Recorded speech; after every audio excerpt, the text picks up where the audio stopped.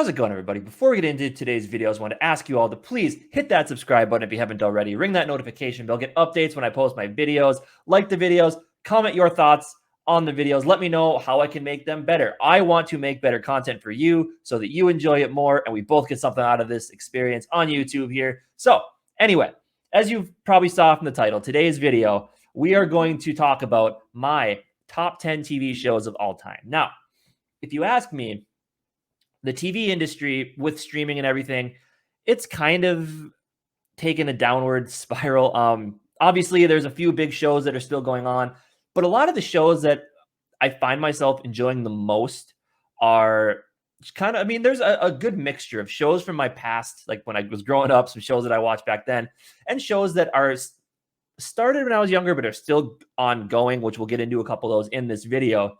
But it's kind of sad when I think back to the shows that I loved as a kid, and still have some nostalgia for, and still enjoy. It is kind of disappointing that like I said, I just don't think we're ever going to get back to that type of TV. Like I said, with streaming services, you're getting a lot of TV shows based off of like big time movies, as you see on Disney Plus.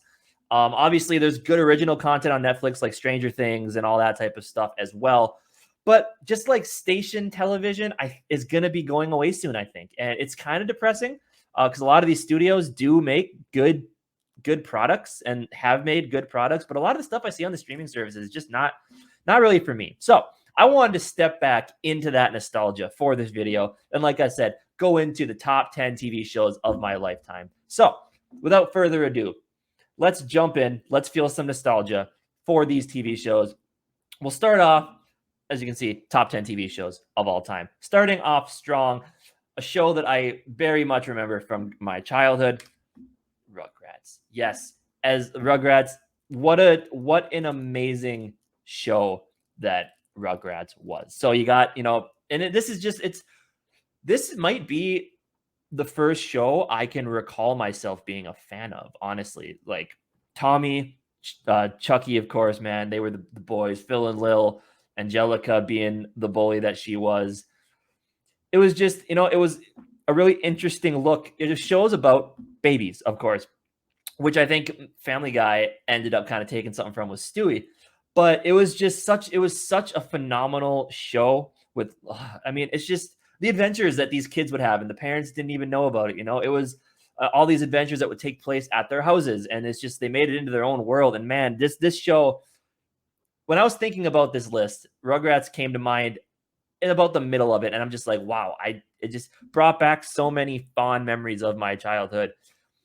What a great TV show. I'm sure everybody my age, you probably watched it as well. And yeah, it was just phenomenal television. I don't remember much about it, to be honest with you. I know they tried doing a show where they were all adults, which I don't know how that ended up working out. But anyway, Rugrats, amazing show. Loved it. Let's move on. Number 9, Jimmy Neutron. Now, Jimmy Neutron, oh, what a great show. Of course, we all know Jimmy Neutron's a genius with the haircut and all that. Obviously smart. Him and Cindy are smartest kids in their class, feuding all the time. Just the things that they would also do. Jimmy doing all these just weird science experiments that no kid is ever actually going to know how to do, right? Of course, his friends Sheen and Carl. Sheen was by far my favorite character in this show. His fascination with Ultra Lord, Carl Weezer, and his fascination with llamas. Like, it was just fond memories of, obviously this was post Rugrats for me when I got a little older, but still, his parents, Hugh, I don't remember his mom's name, but Hugh was hilarious, kind of like the prototypical TV, like cartoon TV dad, which the next show has a little bit of that as well. But man, see, and again, like, I can't recall a lot of the things from these shows, but I just remember them so fondly. Like the episode where they form a band for their talent show, and the band, like the instruments, like read off of their minds what they want to play, and they allow them to play. And it was just so many things that they would do. Just, again, things that normal kids don't do, but the things he would come up with for experiments. And man, what a ride. The animation style was amazing. And yeah, that's number 9, Jimmy Neutron, boy genius. Amazing show. Loved it. Moving on to number 8, Fairly Odd Parents. Now, this show holds another very special place in my heart. You got Timmy Turner, the boy who would get bullied all the time. He had his friends Chester and AJ, of course, and his life was so bad that the Fairy Godparent Association gave him Cosmo and Wanda. Now, Cosmo, easily the greatest character in this show. Some of the things he says, it's just he's the dumb one, of course, and Wanda's the smart one. But a lot of the things that comes out of Cosmo's mouth is just amazing. And obviously, they had the whole thing. Like, they had many avenues they could have gone with the show because it was fairies. They could do whatever they wanted to. The teacher, I can't remember his name at this time, but the one who actually we found out in a movie had these two before Timmy got them. And he was just trying to prove that he had fairy godparents the whole show, the whole series. And it was absolutely amazing. The movies were good. Yeah, again, don't remember a ton from them, obviously, but fond memories of this show. Just seeing all the trouble they could get into with, Timmy getting himself out of situations with wishing things and just seeing the things that he came up with. It was great. Yeah, lovely, amazing show. After they brought in the baby, I was probably too old to be watching it at that time anyway, but once the kid came into it, I lost a little bit of interest in it. And I think that was kind of the downward spiral of this show. So anyway, moving on. Show number 7 on my top 10 show list, Naruto. Oh God, the show actually, well, okay, start here. The show that got me into anime. So anime's for nerds, people say, but the art style of anime, the fact that it's a little more, upper level PG-13, a little more violent, bloody, that type of stuff. Everyone thinks it's just cartoons, like Japanese cartoons, which it is. But like the amount of stuff they could show in a show like this was so cool. And just the whole ninja experience, which I think this is probably what really started like the big ninja trend and whatnot. Obviously you all know the story. Well, maybe you don't know the story. Naruto is the boy with no parents and wanted to become the greatest Hokage. And that's what the original show is about. They branched off into Shippuden. I remember I watched the majority of the original Naruto series back when I was a kid. I rewatched it within the last year and a half, and I loved it. I mean, obviously, the thing that kind of knocks it down a few pegs in my list here is there's so much filler. Obviously, they had to expand the series out, but when you get into like the main plot line, like the main plot lines of the show, it is the best television there is. Now, obviously, a lot of it is the beginning of the episode. They'll do like what happened last time, and a majority of the show is talking. But when the actual fighting scenes happen, it makes for amazing television. I started watching Shippuden. I haven't watched it recently though, but also very good. The first couple storylines they have really just draw you in, and then you get caught up in some filler, which does take away from what the show has. But man, at the end of the day, though, Naruto is such a great show. It got me into the card game. Me and a couple of my friends played the card games, went hard collecting cards. Very forgotten card game. I don't think it ever really got super popular, but I remember hanging out at my friend's house, having to get in front of the TV to watch the most recent episode. Oh, it was great times. And like I said, I watched it recently, and it still holds up. It's still an amazing show. Yeah. But Naruto and the games are super fun. I got a couple of the fighting games I got one for my PC, had a couple back in the day for PS2. Brings back good times, and obviously he's watching it again. Like I said, it all still holds up. So great television. If you haven't given it a chance yet, I would highly recommend watching Naruto. So moving on. Now, number 6. What time? I've been recording for like 9.5 minutes. So we're going to talk about this one a little bit. Number 6 was one of the greatest shows I've ever watched in my life, followed by one of the biggest disappointments in my life. And that show is, of course, Game of Thrones. Now, if you're a Game of Thrones fan, you know exactly what I'm talking about. Seasons 1 through probably about halfway through 6 were some of the best television I'd ever watched. Now, I was behind. I started watching when season 4 had just wrapped up. Remember, my friends got out on DVD. And they let me borrow season 1, and they said, "Don't worry, you're going to love it." I was kind of skeptical, right? I had the first season knocked out in 2 days.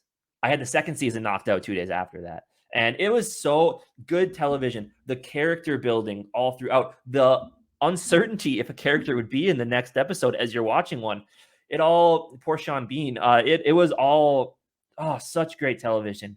And then season 8 happened. And it's not that there was a problem with season 8. There is a problem with season 8. Spoiler alert. I'll pause. I'll stop for a second right here. Spoiler alert. If you plan on watching the show, skip ahead. Okay. If you're still here, let's talk for I'm going to talk for 2 minutes about Game of Thrones. So season 8, some of the things that happened with the main thing I have is Daenerys's like transition into like becoming like the Mad Queen, which I figured was going to happen. You had a feeling, but the way that they took that and just made that transition within like an episode. I mean, there's little things that built up to that you could see was going to happen, but they made the transition like that. Like at one point, she's whatever, you can tell she's a little mad, and then she starts burning the city down, and you're just like, what? Like, where did this come from? So that was the first thing, and then you hear D&D. I don't even know their names. I don't want to know their names. I don't want them like Dimitrov or something. I don't know. But anyway, so they said that HBO offered them, we'll either give him 2 more seasons or we'll give you a 10-episode season. And they said, no, we want to be done with this.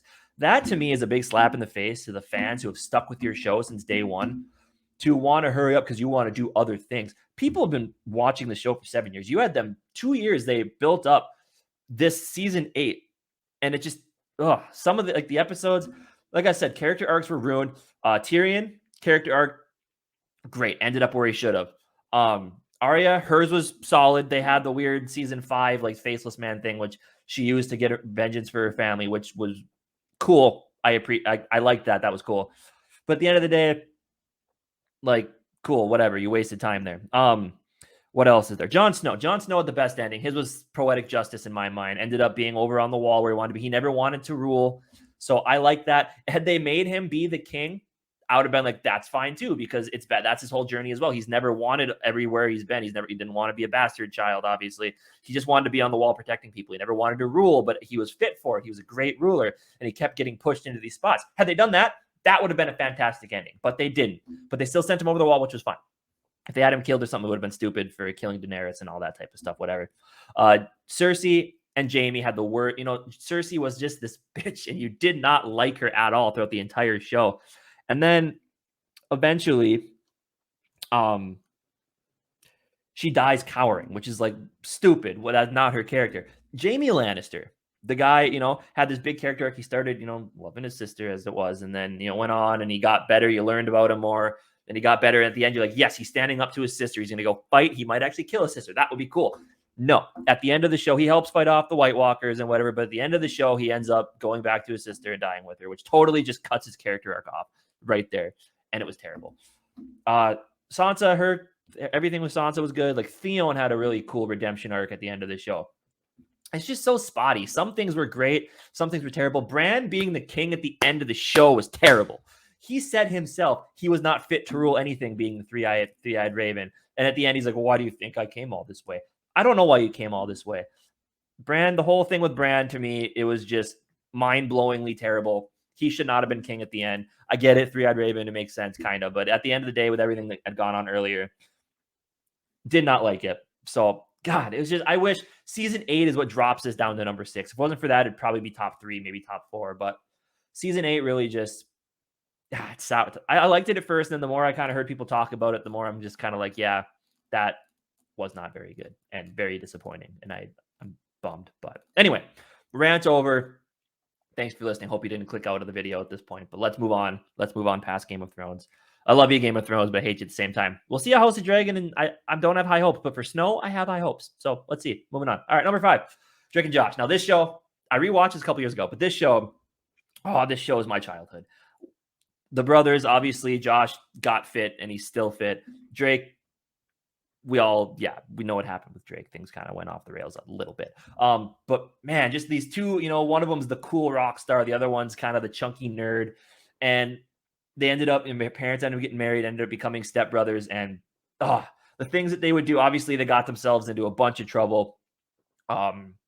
Drake was just like the player, and Josh, like I said, Josh was a smart one. And Drake would do something and Josh had to get him out of it, which got him into issues. And just such a great show, such a great dynamic. These two had such a great team dynamic. Miranda Cosgrove played her little sister Megan, who would always pull pranks on them. And, Megan, it's just, everyone knows that line. Great TV show. I was lucky to have grown up watching it. growing up with it, like with a lot of these TV shows. Not much can be said about Drake. Not much more can be said about Drake and Josh. When I think about shows that really define my childhood, this was probably my favorite, except for the next one here. Number 3, SpongeBob SquarePants, of course. Now, you look back on it in this day and age, and SpongeBob is such a dumb show, but it's so funny. And as a child, it's amazing. You got, sea creatures, whatever, getting themselves into trouble. SpongeBob is the happy-go-lucky, naive young kid fry cook. Great fry cook. Patrick is his best friend. Patrick was my favorite character ever. Kind of the dumb one. Sandy played the scientist. I saw something where Mr. Krabs the greedy boss, and then of course Squidward was the angry old coworker, and then you got Gary the snail. But like I saw something where like they said Patrick or SpongeBob, Patrick, and Squidward like the stages of life, where like Patrick is young and dumb, SpongeBob's a little older and full of hope, and then Squidward is just like, I'm over it, life sucks. But again, just like all these other shows, like the group dynamic, the stuff that would go on. Obviously, it's a fictional show, so they can do whatever they wanted to. God, great TV, brings back nostalgia. So SpongeBob clocks in at number 4 spot. Now we get into the top 3, and the top 3 are shows that the reason that they're my top 3 shows, because these are shows that to this day I still watch. These are the shows that when I'm just looking for a little bit of downtime or something to put on in the background, these are the shows that I will go with. And they're shows that are, 2 of them are still ongoing, 1 of them is not, but these are shows that today I still watch, and I watch a lot. So starting off at number 3, It's Always Sunny in Philadelphia. Now, if you've never seen this show, I implore you to give it a chance. Now, if you're not into offensive humor, you probably don't want to watch it, but there's a lot of things that you look at and you're just like, this just doesn't feel like they can say this on TV. That's the point of their show. Rob McElhenney, who plays Mac. He's the creator of the show. It was his idea, and he said he wanted to see how far they could stretch comedy. So the premise is there's these people that own a bar, and they just get themselves into, the first episode, you think they're actually going to run a successful bar, but then they just get themselves into a bunch of weird situations and get themselves into trouble they got to try to get out of. The second season, Danny DeVito joins the show as their father, is Dennis and Dee, these the 2 in the middle, their father, Frank, and he kind of bails them out with his money because he's a rich guy. And it's just that whole dynamic as well. Like these are all about like just group dynamics, and this is an amazing blend. Like they started out with the four youngsters, and their show almost got canceled because they didn't want Danny DeVito on it first, and then they brought him in, and it's made the shows. I mean, it would have been great. It would have been good without Danny DeVito, but he makes it great. He's just such a silly character, and just the trouble that they get themselves into is it's hilarious. And like I said, me and my friend have talked about it a lot. Where like you'll watch a couple episodes and you'll feel kind of dirty, so you got to stop watching, but you just want to go back. And that's the kind of show it is. Like they're terrible people. They're trying to describe the people of Philadelphia. They're awful people, but at the end of the day, it's such a funny show. And I just beg you to watch it and look past the offensive humor, because it's just it's what they tried to do with it. It's the point of the show. So give it a chance if you would. Amazing, amazing content there. Moving on to number 2. This show is very near and dear to my heart. This is the first adult show that I ever watched, and that is Friends. Now, I assume most of you watching this have probably watched Friends. It's again, and I've been saying this about a lot of shows. The group dynamic of these 6 was amazing. Joey and Chandler are the best duo, I think. They're so funny, so hilarious. Chandler is kind of my spirit animal. I feel like I have a lot of things in common with the guy. But yeah, and then like the Ross and Rachel whole thing that expands the entire series, honestly. But it's so good. It's one of those shows where it's just there's nothing wrong with it. It's just so funny, and like it's just they got the laugh track and everything with it, and it's just fun adultish humor at points, but at the end of the day, it's just they're fun-loving people, and obviously there's a drama mixed into it and stuff. But it's such a great TV show. If you haven't watched it, you're missing out. It's an old show, ended in like 2004, I want to say, but good TV. I still, like I said, this one I still watch to this day. It's still on in the background and watching other shows and stuff. So, but yeah, that's Friends. Friends is amazing. So before we get on to my number 1 choice, my top TV shows, I want to go through my honorable mentions. So we'll start here. South Park. Didn't quite sneak into the top 10. I do like South Park, but it's not one of those shows where I watch every new episode like I do with number one and all the other shows on this list, especially the most recent couple. But yeah, I do enjoy South Park. The movies are funny. Their whole COVID thing was amazing. Everything about South Park is great. It couldn't quite crack the top 10. Another show I kind of grew up watching. This was my mid-teen years. iCarly. I know, kind of funny, but it kind of was in the same universe as Drake and Josh in a way. Not really, but sort of. And it was fun show. Like the premise behind it. Futurama, another great animated series. Again, not quite top 10 worthy, but I binge watched it, and Bender, Fry, super funny. For the professor, Hermes, Leela. It's just the gang is hilarious, and they get themselves they work for an interplanetary delivery company, and it was amazing. Super great show. Rocket Power, my GG Sports podcast. Go subscribe if you haven't. Co-host Jamie talked about this one today when we were doing our other videos, and I'm like, I got to include that in my honorable mentions. That was a great show. Rick and Morty, funny show, hilarious. They have a lot of deep meanings in their show, but it's just some old, scientist grandpa and his young grandson, and they just get themselves into trouble jumping planets and stuff. But my big thing, like with this, in a couple of years, maybe 5-10 years, when they add more seasons and they eventually wrap it up, if that's what they decide to do, I think this one could jump into my top 10. So it's one of those shows in 10, when they have more episodes and more to kind of look back on, I think this one could eventually break the top 10. But for now, it's in the honorable mentions. And my final honorable mention is Brooklyn Nine-Nine, the Andy Samberg show, where he's a Brooklyn detective. That was another really good show. Andy Samberg's hilarious. The cast and crew is funny. They all work really well together. Terry Crews is in it, and he's awesome. Captain Holt is hilariously he's just like deadpan all the time, but he's hilarious. He lightens up a little bit throughout the series, but that was another really good show. Didn't quite crack the top 10, but it is what it is. Moving on to number 10, drum roll, please. For those of you that know me and you're seeing this list, you know exactly number one is Family Guy. So Family Guy, now this was like the first like adult show that I watched over at a friend's house, and I fell in love with it right away. The more recent seasons, I guess Seth MacFarlane kind of quit being the creative part of it after like season 10 or something, maybe before that. But the most recent seasons, they're hit and miss. They're not as funny, but man, the height of this show, and this is a show, again, I still watch today. I watch it all the time. And the height of this show was some of the best television I've ever watched. The cartoony family, the baby that can talk, the dog that can talk, but they can't understand the baby, but the baby and dog can understand each other, but they can all understand the dog. They got Chris, who's like the chubby son, and then Meg, they always call her the unattractive daughter. And it's just the Lois, of course, the wife that's out of Peter's league, and this friend that got Quagmire, you got Joe, you got Cleveland, you got Mr. Pewterschmidt, you got Dr. Hartman, so many characters, and they're all hilarious. Seth MacFarlane does amazing voice work. God, Family Guy is top notch.